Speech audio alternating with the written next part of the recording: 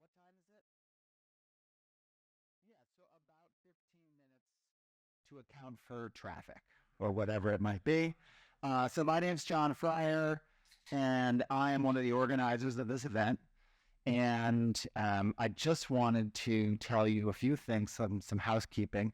The coffee that you helped us generate, many of you, is downstairs. And when that's empty, you can use your tag with Dear Mama for the rest of the day and tomorrow. So you can just walk in there with this tag and ask for a brewed coffee or a cold brew. So they are one of the co-sponsors of this event. So in addition to roasting all that coffee and hosting that program, they're going to give us coffee until we don't need coffee anymore. Wow. And so, Is that a time that exists? so you may have noticed that there are no slides. This is not an academic presentation. It's really informal conversations with amazing people who we wanted to connect to be in one place at one time. So I'm not going to do any bios or read any statements. I'm just going to open it up to our moderator, and then everyone's going to introduce themselves. So let's welcome everyone. Hello. Hi, everybody. Welcome to this harm reduction panel that I'm so excited about. I am Rebecca Jordan. I go by Beck. You can all feel free to call me Beck because there you've met me. And I'm really honored to be part of this panel with Fernando, Dziko, and Morgan. And although each of them graciously gave me some information about themselves, John and I spoke and decided we actually want people to introduce themselves. I'm just going to say the very briefest thing about why I am part of a harm reduction panel. There are many, many, many reasons, but the thing that has come forward for me so much this morning is that beginning in the late 1980s, through the early 90s in particular, in the most intense way, I ran a street-based HIV prevention program, street outreach, here in Washington, D.C., and in Prince George's County, Maryland, and we were doing underground needle exchange and harm reduction work at that time. And then when I did move to New York in the 90s, I continued sometimes volunteering with needle exchanges, but also doing a variety of harm reduction work, mostly with lesbian and bisexual injectors in the South Bronx and throughout Lower Manhattan, some areas of Brooklyn. So I'm super inspired by the harm reduction work and dedication of people on this panel. So I'm just going to let the others introduce themselves, and then they'll have a conversation, and I'll try to stay out of the way. I always feel ridiculous with a microphone. I'm a rapper, but I'm just playing. Good morning. My name is Dziko Singleton. I use she, her pronouns. I co-coordinate a harm reduction program in Richmond, Virginia. We have about 5,000 plus participants on the program, which proves its necessity and the importance of why I do what I do. I also identify as a person in long-term recovery. So, hey.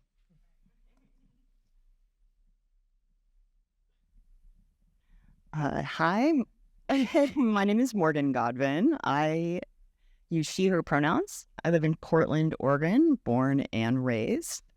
I come to this work in harm reduction because I wouldn't be here speaking before you were it not for the harm reduction services I accessed during my addiction. I see recovery and harm reduction as parallel paths. We want people to live their fullest and best life. And they are absolutely not at odds with each other. I was incarcerated as a consequence of my addiction, specifically for drug-induced homicide, for the overdose death of my best friend, at which point I dedicated my entire life to overdose prevention. And so when I got out, I started working in both policy and direct service, and I started a nonprofit that beats overdose. So we do naloxone distribution, fentanyl tester distribution at music events, mostly hip hop. I work with the record label Rhymesayers Entertainment out of Minneapolis, but mostly I've just been doing outreach in the encampments around Portland because that's where the need is the greatest. My name is Fernando Montero. I am a medical anthropologist. I come to these issues from the perspective of research. I've been doing research on drug markets and with people who use drugs and who sell drugs, mostly in Philadelphia for the past 15 years.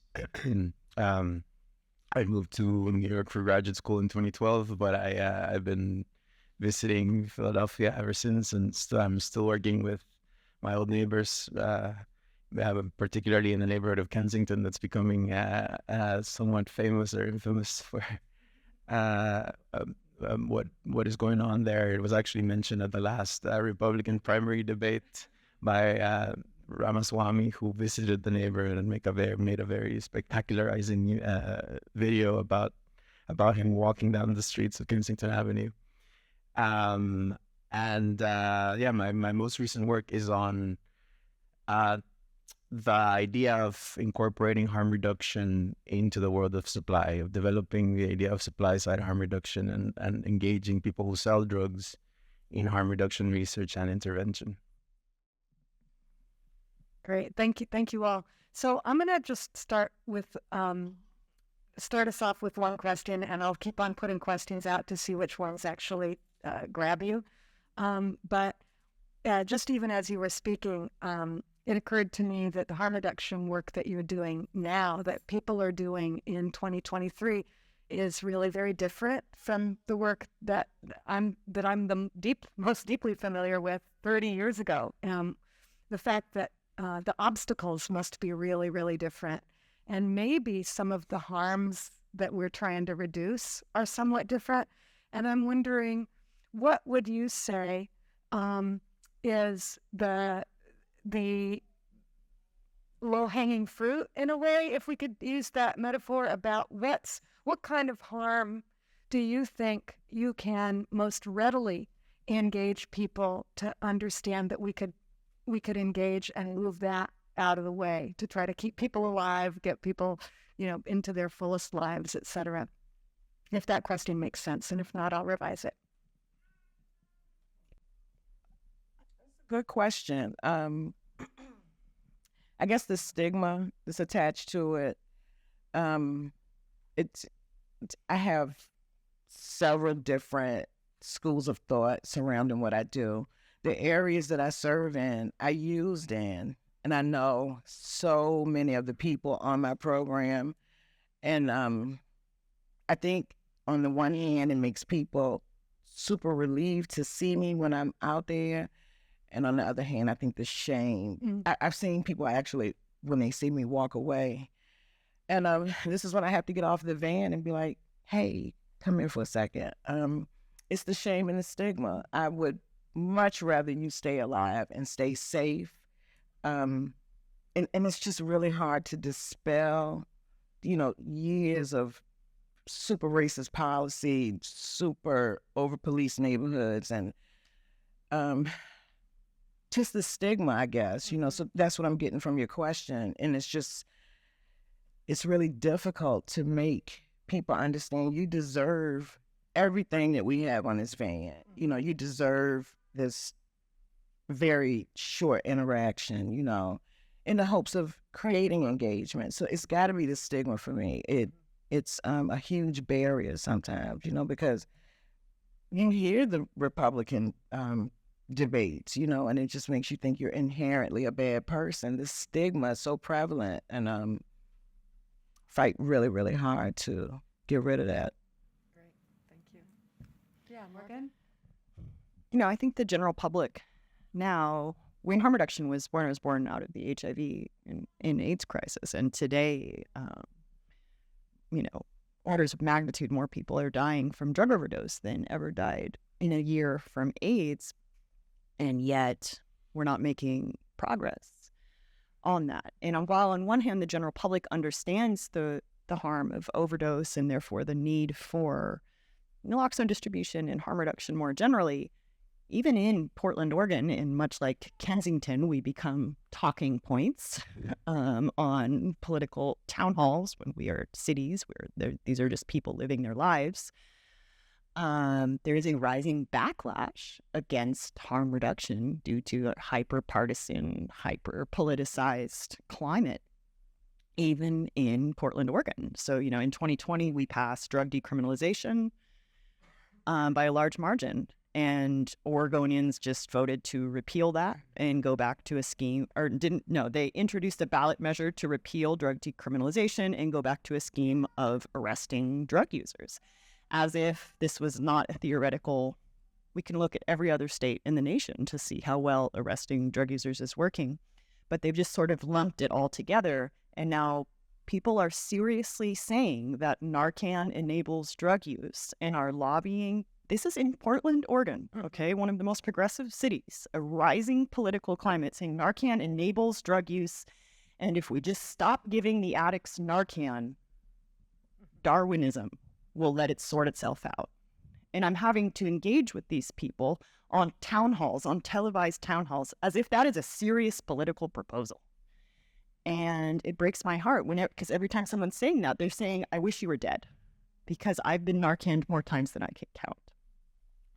And I just think that's so strange that this is something we've been fighting for. Harm reduction faced a lot of opposition in the 80s, and we made so many gains. And yet now I see myself in this backslide. That's so familiar. I mean, that same argument was used repeatedly in spite of every single bit of extensive evidence to the contrary about needle exchange, right? Or about safe injection rooms, or about any of the harm reduction strategies that have been developed. Did you want to add something, Fernando, to this conversation? Yeah, maybe since I do research on the supply side of things, I could also contribute to the conversation just by pointing out how much the emergence of fentanyl has kind of revived the discourse of punitivity and of punishment around drugs, right? Right at a moment when it seemed like the tide was going to turn towards public health logics, right? With the prosecution of the Sackler family and the exposure of the fact that Big Pharma was behind the opioid overdose crisis, right? Through the overprescription of pain medications. Right when that kind of thing was coming to the surface, fentanyl emerged, and it became kind of a new way for conservatives and sometimes even progressives, unfortunately, right, to again lash out against against the petty dealer, right, against street level suppliers who are seen as being these kind of dark, evil figures who have nothing but criminal intent. Their only concern is profit, right? And after 15 years of research, I know very, very well that is just not the case, right? I lived alongside people who were just selling drugs because they didn't have any other way to survive. They couldn't get a job anywhere else. I saw so many, 15 and 16-year-old Puerto Rican migrants arrive in Philadelphia, look for jobs in the flower industry or in the food industry. They couldn't find one, and eventually they just turned to the market, the job opportunity that's right there in front of their houses, and they never had any role in the mixing or cutting of substances, right? Like in the U.S., that's like a common refrain, and you see it even in DEA and police reports about fentanyl. This idea that it's the low-level dealer who's contaminating the supply with fentanyl. The people that I work with had nothing to do with that. They were getting their supply already prepackaged from way up in the supply chain.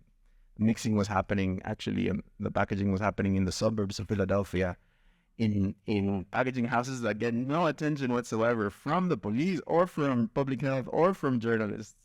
Nobody even knows that level of the supply chain exists. But everybody just assumes that it's the dealer on the street that is doing the evil things, right? And that the solution to that is punishment. Please. And then, so I went to prison for drug-induced homicide, and then they tried to give me a 20-year mandatory minimum sentence for murder for my best friend's accidental overdose. And thank God his family supported me and testified on my behalf and really vocally opposed the prosecution. Or else I would be in prison right now. Or if I were Black, I would be in prison right now. That charge carries a 20-year mandatory minimum sentence. And when I first got out, I was able to really, so that it was 2018 when I got out of prison, I was able to successfully lobby against drug-induced homicide laws that had gone up before a few states, but then fentanyl came. And again, they use this narrative of this like nefarious, evil drug pusher that's out there trying to murder your children.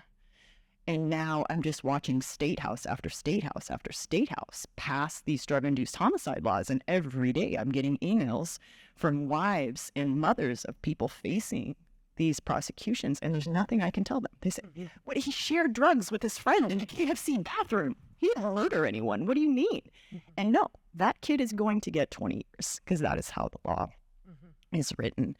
And then the way that fentanyl is also being used linked to migration. I did a media analysis for my undergrad thesis, and I just saw all these instances where they're trying to say like fentanyl trafficking or fentanyl importation is coming in through migrants. And that's not true. American citizens are the most likely to be drug importers. And drugs aren't coming in between the wall parts in the desert. They're coming in through border checkpoints under the nose of CBP and heavily funded law enforcement.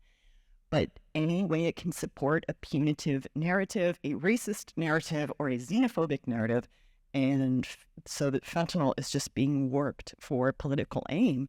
And meanwhile, we're not addressing any of the root cause solutions that have killed half of my friends. Thank you. Root cause problems, excuse me.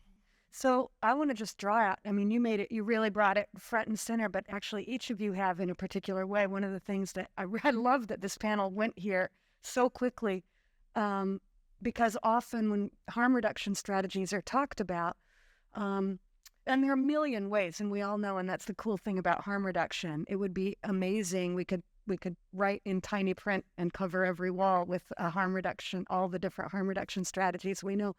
But political engagement and awareness is something that's often not understood as harm reduction. But you just talked about something that requires class consciousness. Race consciousness has come up in terms of being anti-racist, that racism buys white people distance from risk and harm in drug use and in drug sales and in the whole injustice system, and the same thing is true of immigration. So I love that came up because it's so often not a part of the harm reduction conversation. So thank you for that. And I'm wondering if anybody wants to pick up on either one of the threads here of either like put out, just like we could do this thing that in class is called a popcorn thing, where you just like name really quickly without even elaborating a whole bunch of little strategies, things that constitute harm reduction that people might not think of that you do in your work or that you've seen people do. So that's one way I'd love to go. And another way I might love to go is to like talk about a little bit the different levels on which you yourself either do harm reduction or see it, know about it, or would love to see it happen, that it's not happening now. I invite either one. Food. Great. Let's hear it. I have been butting heads with the Virginia Department of Health for the past, 6 months, because I keep buying granola bars and fruit snacks and water. And they say, well, you can't justify this in your budget. I'm like, well, food isn't the most basic rights, and it blows my mind. I get it that the Department of Health, they approach me with, they want all this data, all this demographic stuff, but at the heart of it, I know this person. I know that I might be the kindest spot in this person's day. Mm-hmm. I know that we might be the only food source in that person's day. Food is such a big, big thing for me. I buy it myself for my program a lot. The team does, until we came to a happy agreement with some people in loftier positions.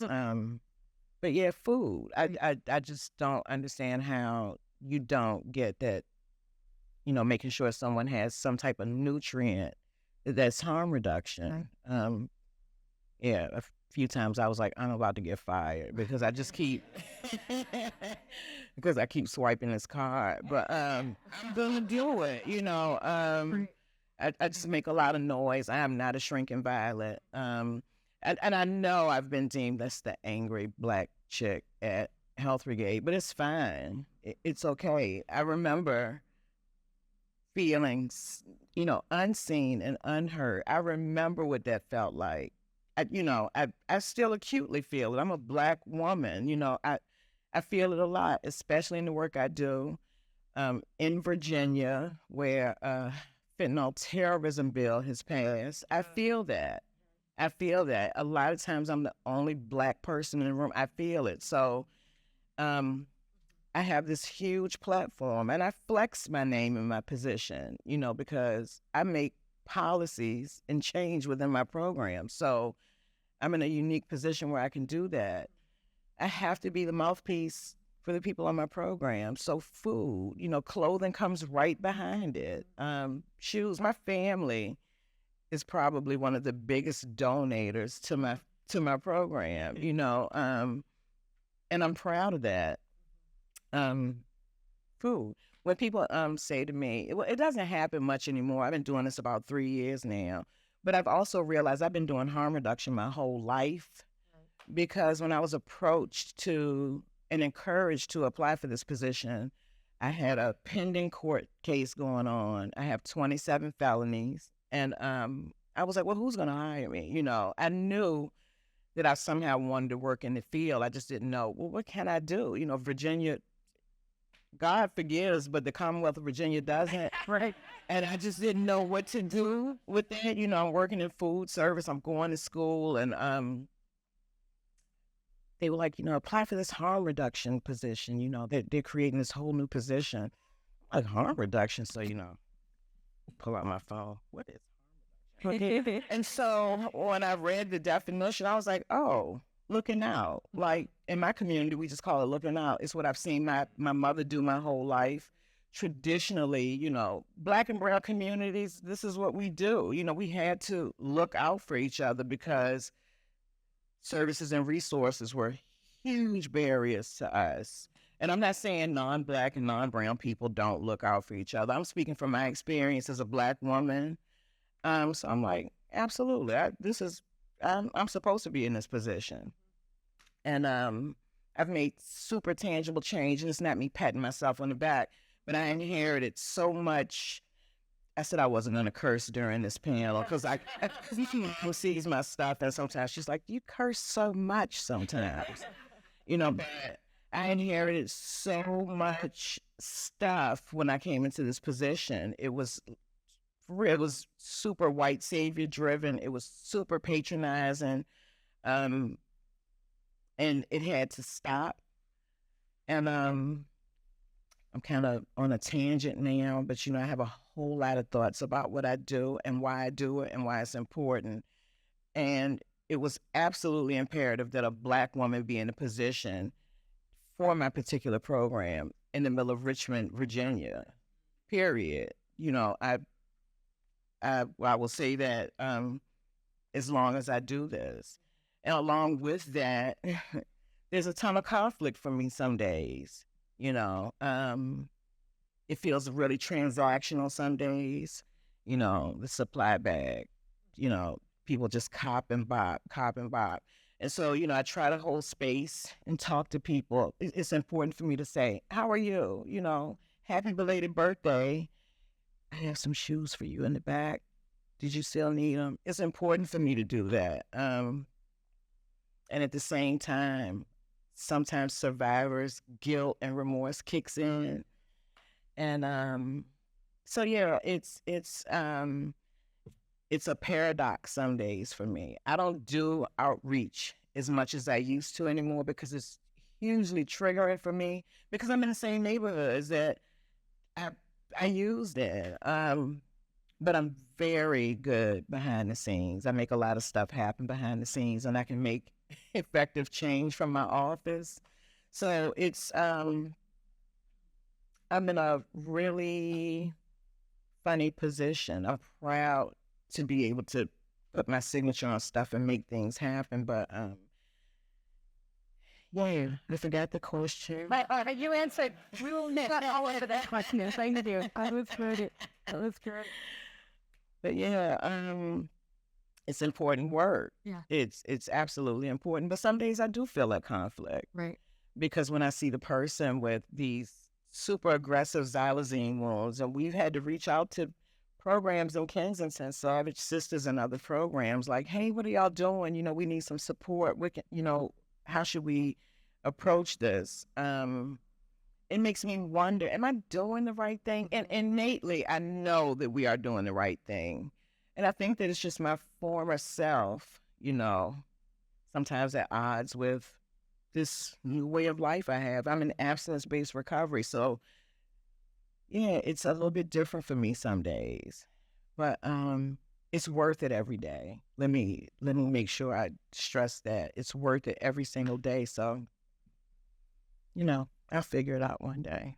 But in the meantime, you know, I just put sneakers on and go out in the field and do what I have to do. Morgan, a minute ago, it looked like you were going to also say something there. Was it? Thank you, Dziko. Well, I was to the original question, I mean, harm reduction is nothing without community. So I think like a big change from older iterations of harm reduction is the institutionalization of it.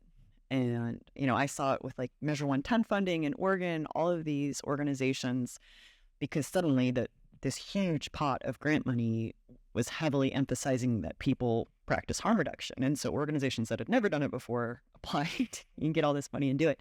But how they do it is like driving up to an encampment at a random time, walking out with a bag of Narcan and saying, who wants Narcan? Okay, here you go. Here's my card. I'm a peer mentor. Call me and I'll take you to a meeting. Bye. And they never see him again. It's just this like, you know, parachuting in and tossing supplies out and then leaving the community. And that's not harm reduction. Harm reduction is this repeated interaction, caring for people. Hey, how are you today? You know, how's your mom? Like, and just sitting and talking and being, and not dropping into a community, but being of a community. And, you know, what you said, when I got to federal prison, the medium security, I don't know, it was majority Black, Indigenous, and people of color. It was very few white people. And I noticed for the first time in my life, white people have no culture of taking care of each other. We are so used to the systems of government taking care of us and being there to protect us. And then I watched, you know, my Black cellmates and just this culture of care. And I was like, wow, like, that's what we're lacking. And so now that I'm hearing this political backlash to harm reduction and that community orientation in Portland, it's that same thing. It's, oh, they should be able to take care of themselves. They have no notion of care in community.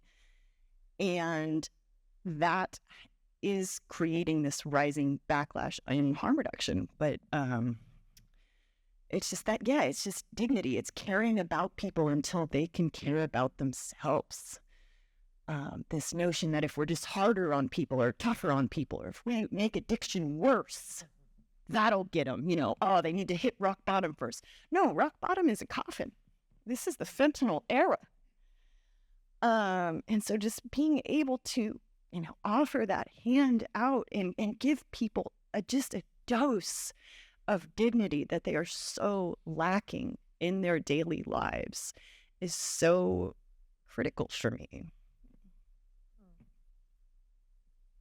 Thank you. I actually, for both of you, and feel free to come in whenever, Fernando, but something that's so much touching my heart from what both Dziko and Morgan just said is that harm reduction also means that all of us who love and care and surround the people doing frontline work need to pay attention to the fact that we ask people to go back into their most painful places of their own histories, their own spaces, to do this work. And so, and that was very much at the core of my mission when I was doing the street outreach stuff. We had a we had a street outreach coalition of all the different folks doing that work. Because part of what we realized was also because we were doing it during an era when our work was illegal, it was people that had extensive records that were out there doing work that was both illegal and not being recognized as health work yet. So we had to be very deliberate about that. And I'm wondering about, at this point in time, what kind of harm reduction do you do in your programs, and do you wish people would do for your program and for you to take care of you and other frontline folks that are doing this work? How much? So I was sharing with Tom yesterday. This is not sanitized, pretty work, right? It gets ugly. It gets super heavy. You take it home to your partner. Thankfully, my partner works in recovery-oriented spaces, so he gets it. But I was like, I can't keep doing this. I'm lashing out at, it was just too much. Thankfully, the agency where I work, we have a beautiful mental health and wellness department. And there's an even more beautiful young Black woman who is just ahead of her time in therapy and social work. And I had to text her one day. I was like, hey, we need you. We were coming back from outreach with a lot of feelings, holding space for so many different people. And then we're holding it, and I didn't know what we could do with it. It was causing a lot of internal things within my team. And so once a month, we sit down with this very skilled and adept therapist, and we sit down as a team, and we have to talk about it. We have to get it up. We have to do something with it. That's one of the, and I didn't realize how much of a necessity it was for us to bring another person in who has nothing to do with our program, but everything to do with mental health and wellness. And so she sits with us once a month, and I buy cute pastries and juice, and we sit down and we have to talk about everything that we've gone through. We have 4 different outreach locations, and each location is different. And we had to get somebody else to come in. We needed a mediator. We needed a safe person to come in, and it's made a huge difference with our program. I super take my job as supervisor and boss, or whatever you want to call me, seriously. Safety of my team and of the participants is paramount to me. But we're no good if we're not good, right? The work just becomes a word I like to use all the time. It becomes super boutique. It becomes super, Health Brigade has this amazing needle exchange program, because we are the show pony in Virginia. They tout us out, different agencies, the Department of Health, but we were fading fast. And so bringing in another person to sit and skillfully navigate what we were holding, that has been one of the best decisions that we made, bringing in this person. And another Black woman, who knows the areas as well as I do. I still live in inner city Richmond, so, some Black girl magic. And it had to happen. It was just necessary, because the program, it looked good on paper, but we were dying on the inside, so absolutely, self-care gets tossed around so much. What do you do for self-care? Sometimes I hate that question. I hate it sometimes, and because my first response is always like, I get a mani and a pedi every week, but it's so much more for me than just that.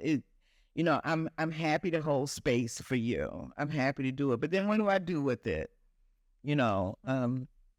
So absolutely bringing in a person who has nothing to do with our program, but everything to do with our well-being. That has been a game changer. Long response again, but yeah. Anything else to add around that? I just want to acknowledge, I think it's really hard work, and I've had to substantially cut back on the amount of street outreach that I do because you're just exposed to so much suffering, and in a way that you feel really impotent to do anything about it. And that just like total powerlessness while being exposed to human suffering is not sustainable. And so I had to recognize at a point, like, I have to do more behind the scenes work, which is when I jumped into policy, which has its own pitfalls, because then you're in the room where people are like, harm reduction creates drug addicts. And you're like, oh. But honestly, that type of like emotional response is easier to deal with than just constantly being exposed to high levels of suffering. It's no secret that we've lost a bunch of people. I don't know about your program, but a lot of peers, outreach workers in Oregon have passed away, have taken their lives or relapsed.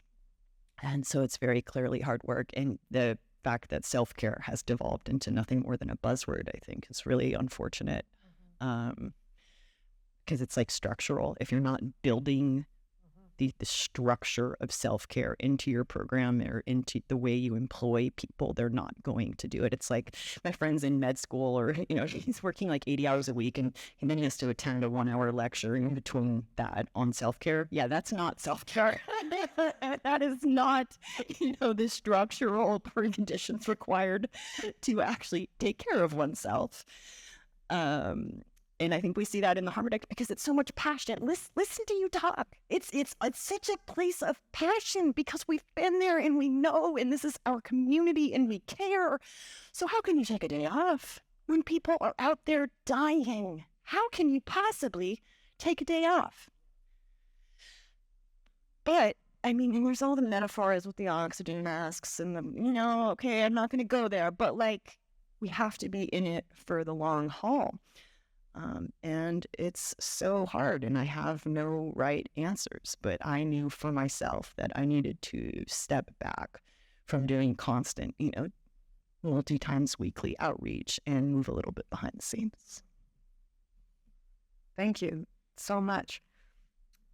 Fernando, I have a specific question for you because I've sat in your seat sometimes too, where I moved from doing, you know, straight up street outreach and harm reduction work into pairing that work with research a lot of the time. And that brings, it did for me anyway, its own struggles. And I'm wondering if you could talk a little bit about why research? What at this point, and I'm going to be really provocative for a second, we already know all of this works. We know so much about what needs to happen. We know that harm reduction works and so on. So a dilemma I often had was, am I actually taking time and resources as kind of a screen to put off dealing with the problem by saying we need to know more instead of dealing with it? And I'm a researcher too, which is why I feel like I can put this question to you. How do you answer that, and how do you cope with that kind of, is that ever a dilemma for you? How do you handle being out there? Absolutely. I mean, the entire path of my life is about that dilemma. I think, like right now, I'm actually trying to switch to a more applied, applied research position with the idea of developing what I was just mentioning, right? Supply side harm reduction.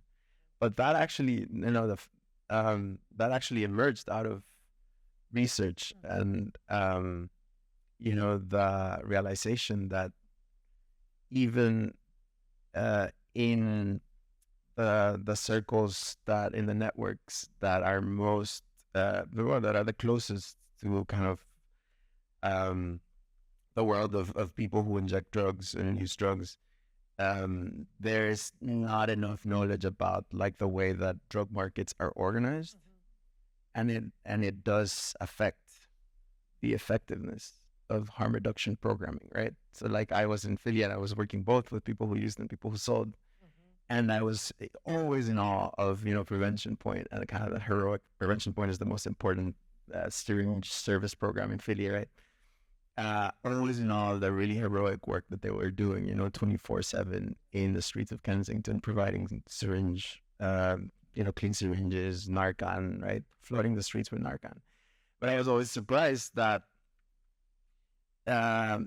they would never interact with people who sold drugs, right? Like, who were my neighbors, who like clearly were engageable. You could clearly interact with them. And they always told me that, I'd be happy to have Narcan in my house 2 doors down from the drug corner, but nobody ever came to provide it to them, right? And dangerous people who sell drug, having Narcan in their house actually would make a huge difference. I would have a huge impact. So that's the kind of thing that I'm trying to do now. Right. Become a kind of a harm reductionist, but on the supply side of things. So on the one hand, there's a dilemma between applied work and research, but on the other, there's definitely a productive, meaningful conversation to be had around that. And it's not all rosy, right? Like, just to second what Morgan and Dziko were saying,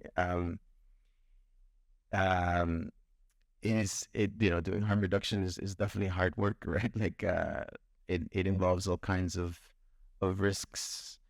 And one of the things that I realized over the last few years is that one of the reasons there isn't as much engagement between public health and people who sell drugs is that kind of interaction is actually criminalized, right? Like, you're exposing yourself to being incarcerated or harassed by the police just by walking around the neighborhoods where drugs are sold, right? And that's just another obstacle on top of all the experiential kinds of obstacles and the suffering that is entailed for people with living experience, right? That really impede harm reduction programming, I suppose. Great. Thank you. Those are really great examples. And Morgan? Oh, I mean, I just want to admit that, like, I'm folding all of my projects and applying to graduate school. It's like, I don't think I can do it anymore. But fentanyl has so profoundly changed the landscape that I don't think we're actually at a saturation point of research anymore, at least not in like the type of research that you're doing. That's quite novel. Like, people are not talking about how to integrate drug sellers into harm reduction. And then, specifically looking at I'm studying the fentanyl market dynamics in Portland and also fentanyl importation, thanks to my experiences in federal prison and learning about sort of drug importation routes. And these are things that people don't actually know about. There's not. It seems so shocking to me because it's like so obvious, but no, there's very little on drug sellers. There's very little on like importation routes. There's a lot of political rhetoric, but there's very little fact and research. Right. I mean, actually, I can't resist throwing out one of the things that came from research when we were doing our work. Bleach, do you remember? I don't know, maybe this is before your time. We used to hand out bleach kits all the time and teach people to bleach, and we were religious about it, had to do it. And many of us were really distressed to find that people, when there was research attached to that, it was not interrupting HIV transmission to the extent that everybody expected it to. And through the research of some colleagues of mine, one of the things that was discovered is bleach, because of the kind of soapiness of the molecule, can actually trap blood inside of a syringe instead of flushing it out. And the thing that works way better than bleach is lemon juice. Straight up water, but lemon juice was the thing. But we felt so confident that we knew because of one circumstance to another, but that was one of the places where the research was life-changing, and our confidence that we knew something really was costing lives. So there's so many other pieces. I want to actually ask for a minute about, if you're willing to go there, is there some little place, some little spot where you have had to call yourself up and say, there is some element of rigidity, or there is some element of resistance. There's something that I have had a hard time, a consequence, whatever it is. I'll share with you that for me, it's been repeatedly, I've had to remind myself in engagement with my own family and my most dear people. I have found sometimes that weirdly, that I will sometimes act with less compassion because I get over involved and I feel there's so much stuff. So that the places of compassion around addiction, around all the harm, around people selling, all of that. Is there a place that for you that you could share with us in case that's a place of rigidity that somebody else might have? Or if there's, has it been easy for you, just like knowing that piece by piece by piece, your mission is keeping people alive? Or have there been little places where you had to work? I don't know if this is actually an answer to your question or not. But, I was addicted to heroin for many years and very familiar with that landscape. And now, or at least actually not now I just work with the broader drug using community. So I'm exposed to a wider range. And I have noticed myself sometimes struggling to work with stimulant users, that I have internalized stigma and bias around stimulant users. And so lately I've had to do a lot of work and check these things that come up inside of me. And I think it's just because I understand it less. I just understand the dynamics of the use patterns and the culture less. And so it's just a little bit foreign to me. And so that is one thing where I'm like, oh no, like I cannot bring this, like I should be acting from a place of total compassion. And I have resistance. And so that is one thing that I've been working on a lot within myself. Thank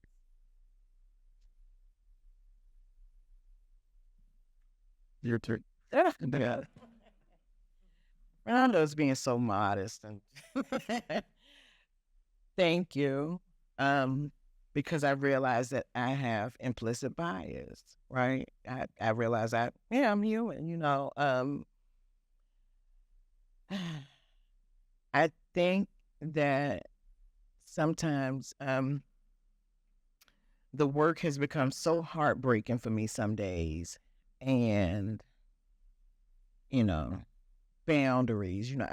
I've had to create clear boundaries. I was on a panel before, and one of my fellow panelists was like, "Oh, I don't have any boundaries. This work knows no bounds." I was like, "Well, we gotta see what happens with that." And he, Not good at that. it was a downtimer, right? And he no longer works in the field.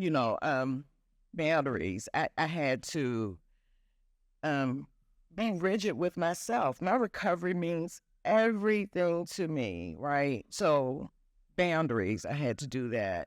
And I had to really take a look at my own implicit biases. The first thing that comes to mind is this: we have a participant on the program who we adore. Like, I love so many people on the program. I love everybody, but there's some people who just do it for you. And gosh, he had gone through so much stuff. He had been shot. He was non-ambulatory. He was living in a vacant house. It's just all the things that come with failed policy and over-policed neighborhoods, and just all the stuff, because I'm not cursing, right? Just all the stuff.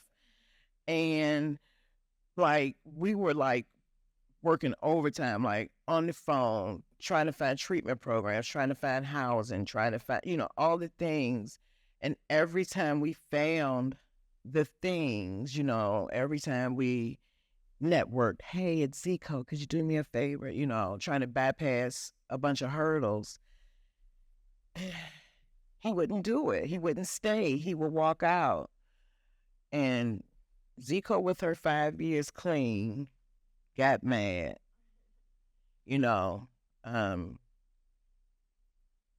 I was really mad. I was really angry. I was really disappointed. I'm like, I would shut my office door. All this stuff that we just did and all these phone calls, all these favors I had to call in and, maybe fudging some stuff, to get him in these safer places, and he would just keep walking out. And then my mother, the sage guru who she is, she was like, well, you did it every day. You did this all the time. On the bus. For 3 years, I used to have to drive up to New Jersey to come get you. I had to do this, do that, And so the grounding for me is important because I remember being him, He's such a sweetie pie, even though I had to block him on Cash App because he keeps doing these requests, I was like, hey, you can't do that. I can't do this anymore, but I think just really, really, not getting so, I wear so many different hats, and it's important that I still keep Dziko from around the ways hat on. I never want to lose touch with that. But he was pissing me off, But I'm so happy to say he's safe right now. Right now, I know he's safe. He has a lovely girlfriend, he's doing well, and I need always remember that this is not pretty and sanitized with a bow on it. It gets messy, and there will be disappointments. And I have to say, it's worth it every day. Did he piss me off? Did I feel like, now I owe a bunch of people a bunch of favors. I got to do a bunch of events in the next month, Well, Dziko, if you do this for me, can you do this tabling event? Okay. But it's worth it. He's alive and he's safe, so hope that answers your question. For these tangents, I think it's just me staying really, really grounded and not do this boutique work that I abhor so much. It really does mean sometimes when he calls my phone, because a lot of people have my personal phone number, sometimes I go outside those boundaries, but sometimes, I have to give people my phone number because I'm not going to answer my work phone on the weekends, so if he just texts us saying, hey, I'm okay, it does it for me. I'm fine. I can go to dinner with my boyfriend and be okay and not constantly check my phone. So Great. yeah. You really raised for me, and actually several comments in the panel have raised this for me. I'm reminded of a question that I used to get asked all the time, and I think it would be useful to hear you talk about it. And I would be asked this question from really compassionate, well-meaning people, often professionals who were dedicated, people in recovery themselves. When the first program that I was doing was Connected, it was the first thing they had ever done that was harm reduction, connected with a drug-free therapeutic community. So this was a really big stretch for them. And we would get asked all the time, how is what you're doing, how is harm reduction not just enabling, right? And that question comes sometimes from, like I said, not just from hostile and ignorant people, but so how do you, in this moment in time, answer that question? Yeah. All the data and statistics in the world really don't matter. They don't sway people. It doesn't work. We're not wired like that. We are wired. I'm gonna look in Dziko's eyes and tell you a story, and then you're gonna get it. Right? It's about that narrative. And so I just like to share my personal experience and say, well, because Portland, because I'm in Portland, had harm reduction services, I never contracted hepatitis C. I never contracted HIV. And when I overdosed, there was naloxone there to save me. And I was able to live to see another day, because for many of those years, I would have rather died than fight and do the work that was required for me to find recovery. It was easier every day. It was just barely easier to keep using than it was to end my own life. I was not ready. But harm reduction kept me alive long enough until I was. And I know it's a cliche at this point, but dead people do not recover. And in the age of fentanyl, people don't even have to be addicted to overdose and die. I'm seeing people experimenting, dabbling, recreational users, taking what they thought was an oxy or a Xanax, harm reduction has never been more needed because everyone deserves to love to see another day. And if they are addicted, they need it even more because we have to keep them alive. And the beautiful thing about harm reduction is it shows people you care about them, and eventually they care about themselves. I have seen harm reduction be absolutely transformative in creating a pathway to recovery. What was the question again? I was so wrapped up in it. It was just like, how is, I mean, it is a cliche question now, but I think I'm sure you still get posed. How is what you're doing not just enabling? How is harm reduction different from enabling? I used to get this question posed to me a lot in the first 6 months. You know, I felt like I was the spokesperson for harm reduction. Well, actually, harm reduction is really seatbelts, and it's this, and you know. And then I'm just like, because nothing like this was in existence when I was still using in Richmond, Virginia. Like, I remember the same agency where I work now, my mom used to volunteer for them when we first moved to the States in the early 80s, you know. So I remember this is when, you know, HIV and AIDS were the gay man's thing. You know, then my mom used to volunteer for the same place where I work now. And when I have to tell people why harm reduction is important, or sometimes with my own family, what meaning, no malice attached. Well, Dziko, aren't you enabling people? The only time I ever saw Narcan or naloxone when I was still in active use is when I was hanging out in the suburbs with my white friends. That's the only time I saw it. That is insane, you know. I have a real harm reductionist car. My car, it looks like an outreach person's car. I take stuff where it needs to go. And I have a really nice brand new car. It's a mess on the inside. I have a bunch of stuff in there because I never was privy to these supplies when I was using. You know, this was just stuff that my friends in more affluent neighborhoods had. You know, why? Why didn't I deserve, you know, reduction from harm? Every overdose is a result of failed policy. This has to change, you know, so this is why, you know, I go to City Hall. This is why I go to the General Assembly, you know. It's harm reduction is probably one of the most compassionate things that we can do. You know, sunscreen is harm reduction, you know what I mean? So that, you know, I throw all these different things out, you know, and my family gets it now. But I think the biggest thing for them was, are you going to be okay doing this? You know, because I have 3 huge supply rooms full of syringes. You know, when I first walked in there, my first day, I was like, I don't know.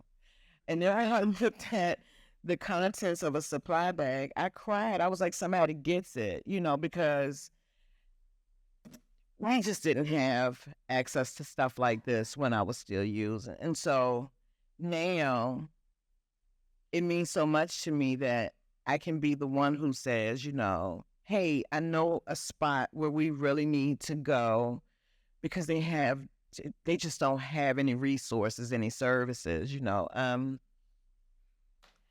it saves lives. Another thing that's important to me too is that wherever we set up, it's important to me. We have established locations around Richmond. They're called the hot spots where the most overdoses, where the most calls have come for EMT response, right? But on other days, you know, I'm like, let's go over to this place because it's like a desert over there. Let's go over there. It's important to me that I talk to the folks who own the convenience stores around there. There's a masjid on the corner. And I talk to some of the older people who've been in these neighborhoods for years that I say, hey, my name is Dziko. I'm with Health Brigade. And da-da-da-da. It's important to me that we don't just have the audacity to set up in Black and brown neighborhoods without introducing ourselves because colonial stuff. And, you know, I don't want to just take it upon myself to be like, I do such good work. You should be glad that I'm here. No, I need to let people know, hey, and it's usually a little bit softer when I do it. You know, the girl with the braids and the big hoop earrings, you know, hey, my name is Dziko, and I'm from Health Brigade, and da-da-da. And so I was wondering how you felt about us setting up here for a little bit. That's important to me, because for too long, I've seen so many other organizations come into our neighborhoods without our permission and not asking if that's okay. So yeah, like I have older women who sit on their front porches who wait for me to pull up, who wait for me to come because they know I have some little treats and stuff there for them too. It's important that they know why I'm there and why this is necessary. And they tell me that they look forward to seeing us every week. That's important.